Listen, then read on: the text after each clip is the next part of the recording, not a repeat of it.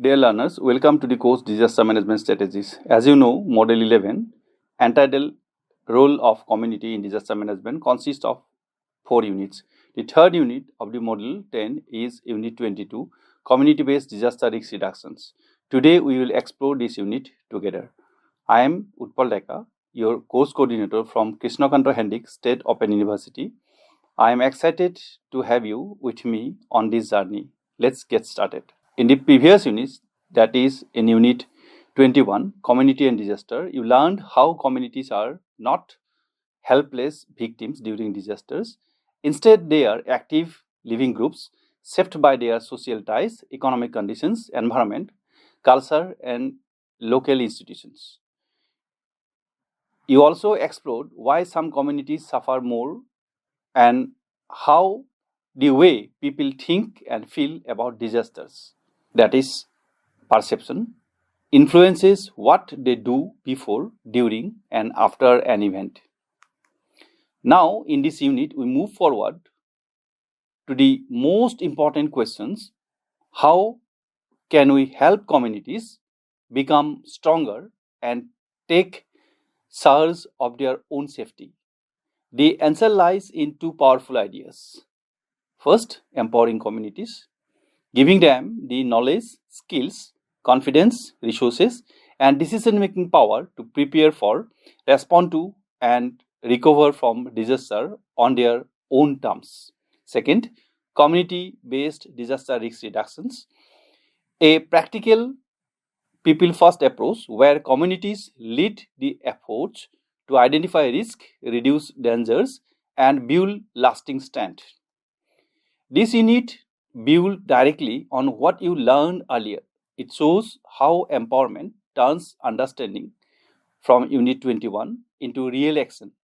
When communities are truly empowered, they stop waiting only for outside help. They become active partners who protect themselves, support each other, and recover faster and more fairly. Why is this so important today? Disasters are becoming more frequent and intense due to climate change, unplanned development, and growing populations. National and state agencies can provide policies, funds, and big plans, but the real first response, the real stand, and the real recovery happen at the community level. When communities are empowered, fewer lives are lost, damage is reduced, recovery is quicker, and everyone, especially the most vulnerable, is better protected.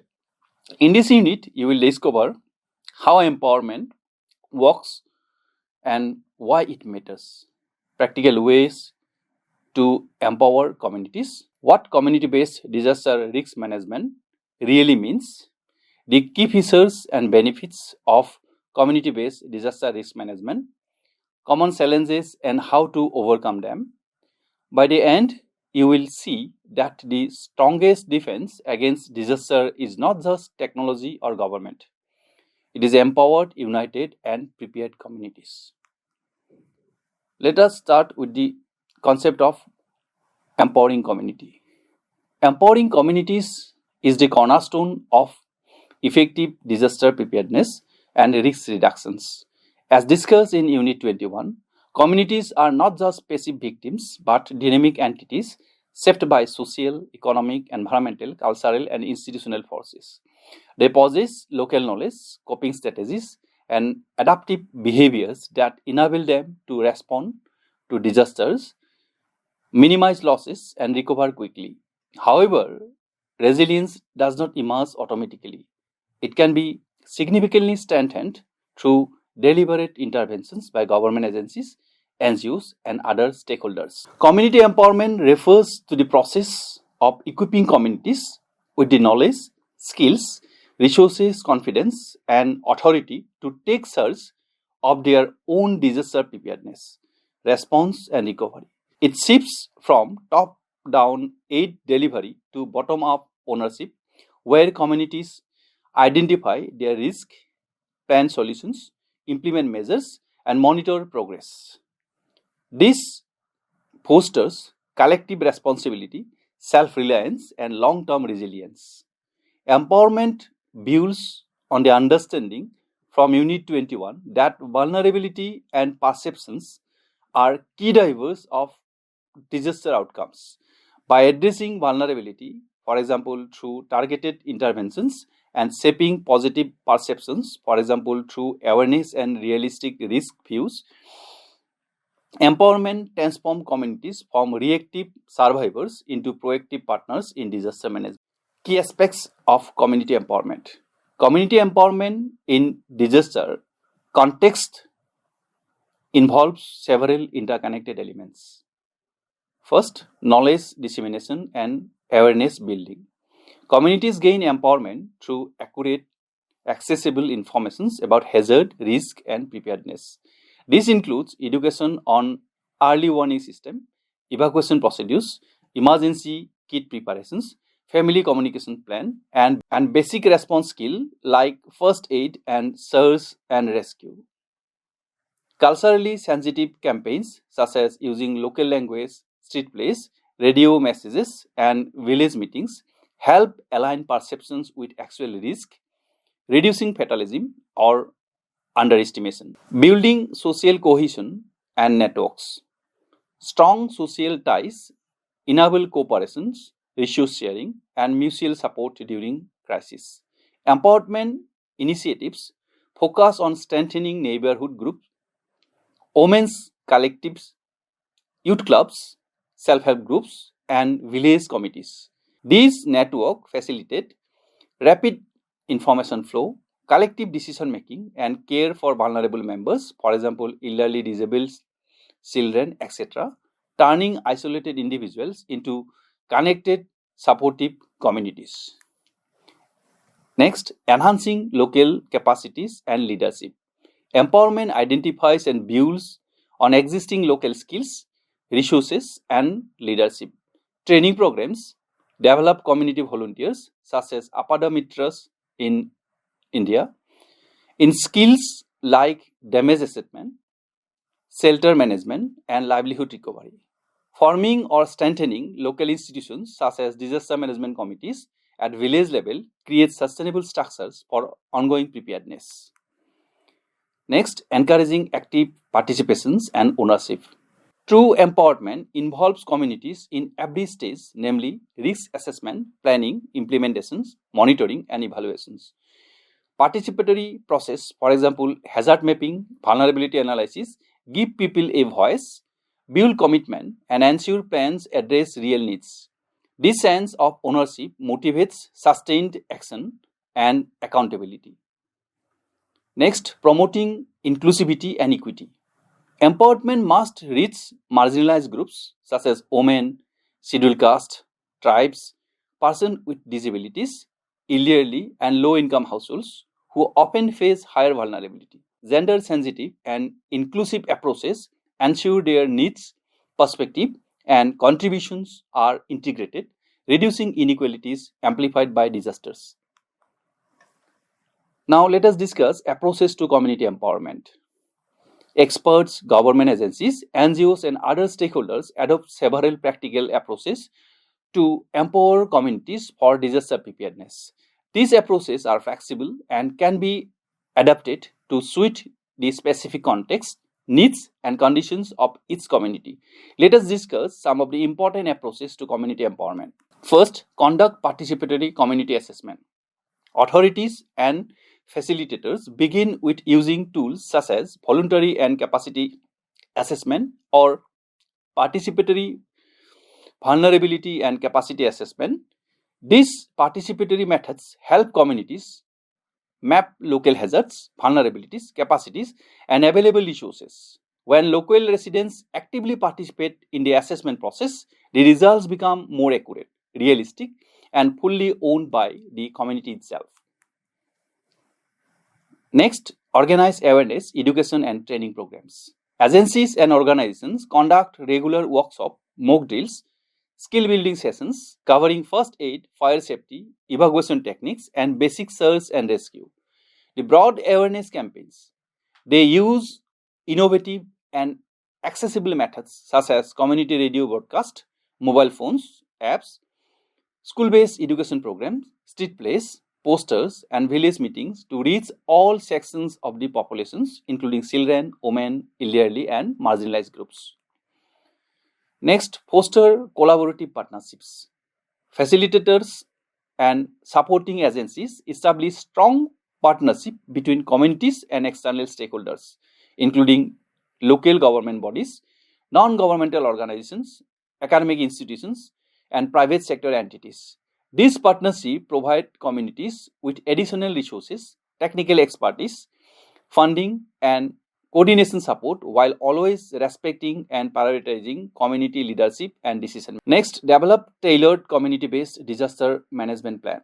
Planners and community facilitators work closely with residents to jointly create comprehensive, locally relevant disaster preparedness and response plans. These plans clearly outline roles and responsibilities, safe evacuation routes, designed shelter locations, communication strategies, and contingency measures. The plans are designed to reflect the community's own priorities and are reviewed and updated regularly to remain effective.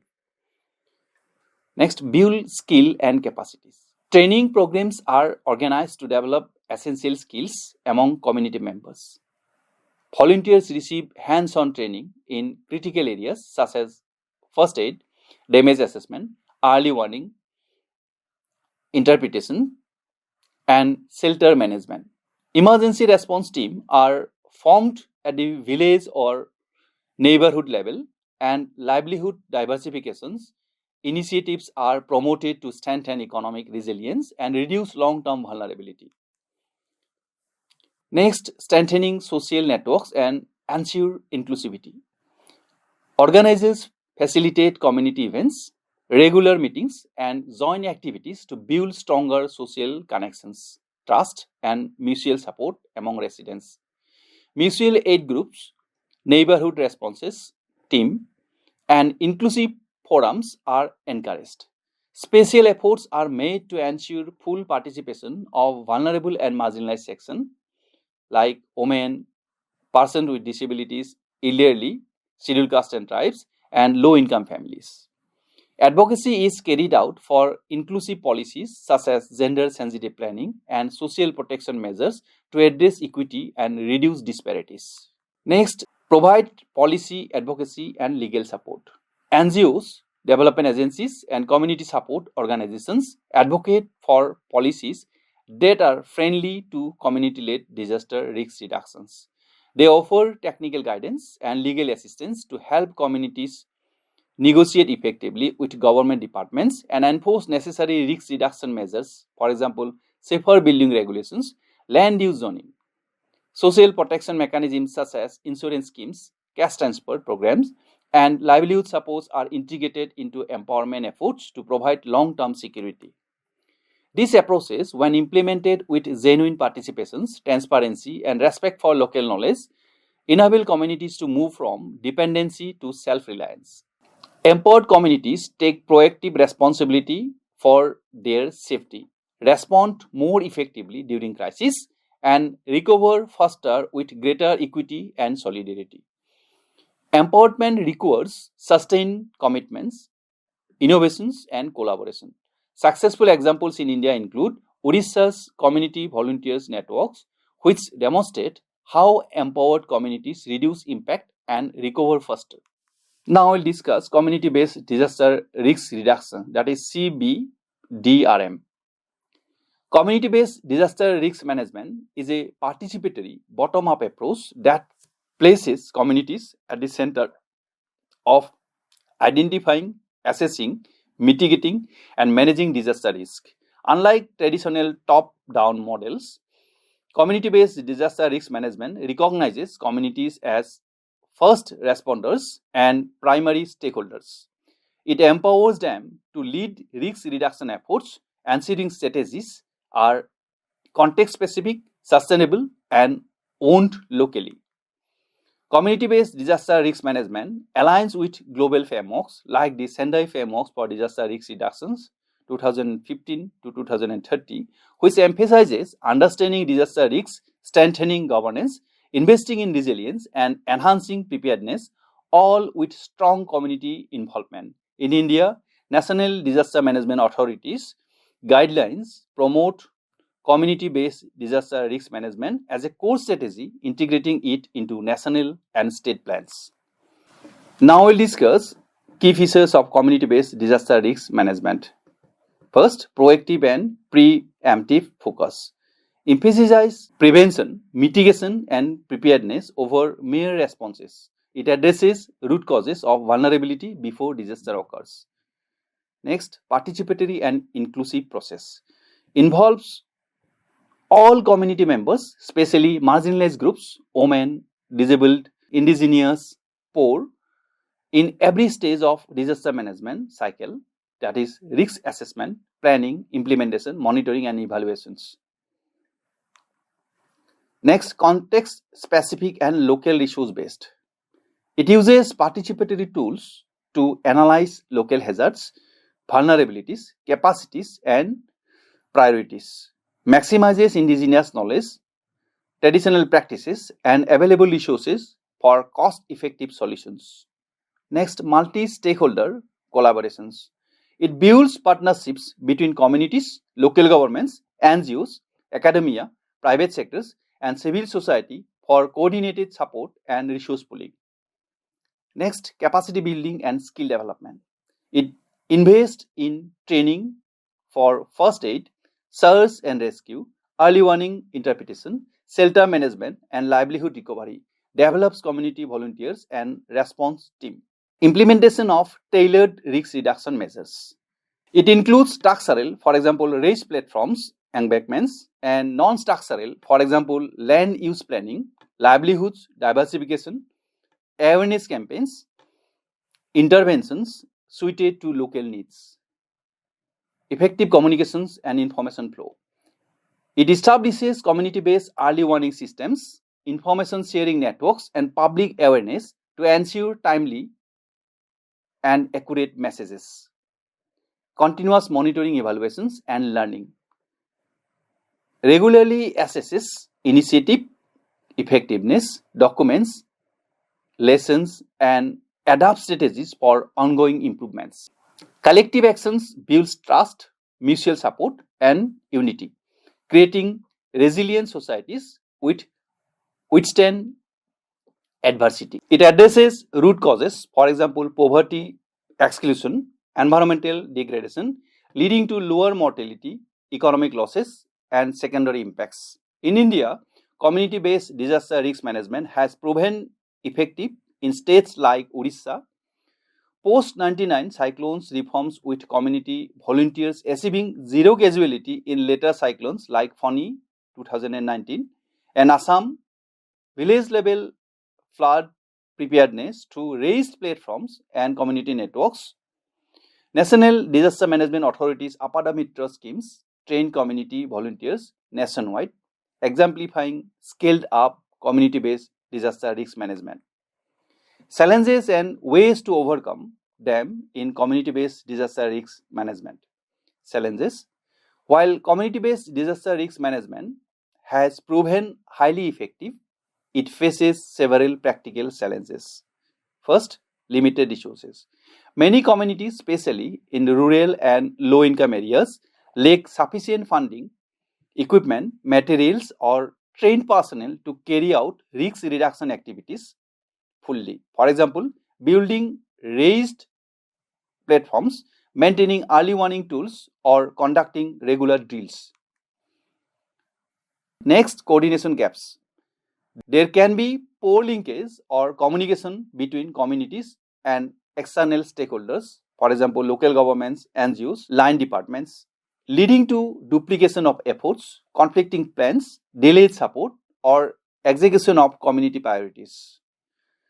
Sustaining motivation post-disasters. After a major event, enthusiasm and participations often decline.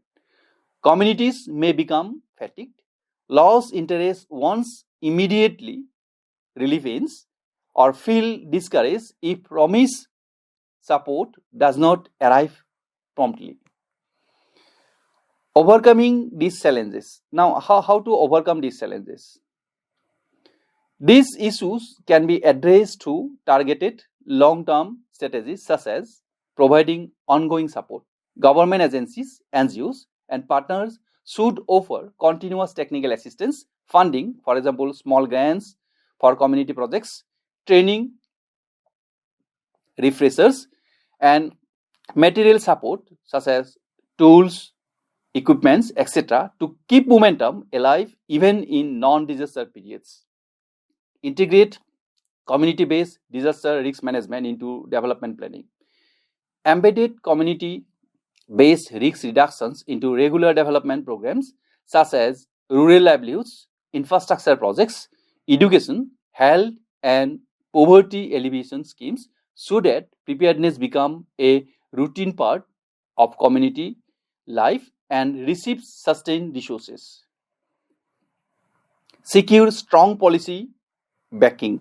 National and state policies, for example, National Disaster Management Authority guidelines, state disaster management plans, must explicitly recognize and fund community-based disaster risk management.